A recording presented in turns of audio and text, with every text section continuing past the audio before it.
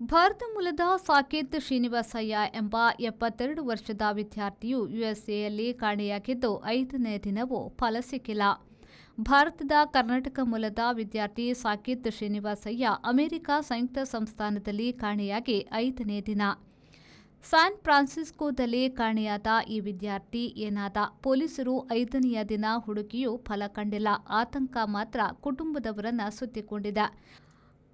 ಆತನು ಬರ್ಕಲಿಯ ಕ್ಯಾಲಿಫೋರ್ನಿಯಾ ವಿಶ್ವವಿದ್ಯಾನಿಲಯದಲ್ಲಿ ಕೆಮಿಕಲ್ ಮತ್ತು ಬಯೋ ಮಾಲಿಕ್ಯುಲರ್ ಮಾಸ್ಟರ್ ಡಿಗ್ರಿ ಶಿಕ್ಷಣದ ವಿದ್ಯಾರ್ಥಿಯಾಗಿದ್ದ.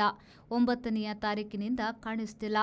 ಆತನ ಪಾಸ್ಪೋರ್ಟ್, ಲ್ಯಾಪ್ಟಾಪ್ಗಳು ಆತ ವಾಸವಿದ್ದ ಕ್ಯಾಂಪಸ್ ಬಳಿಯ ಟಿಲ್ಡನ್ ರೀಜನಲ್ ಪಾರ್ಕ್ ಬಳಿ ಸಿಕ್ಕಿದೆ.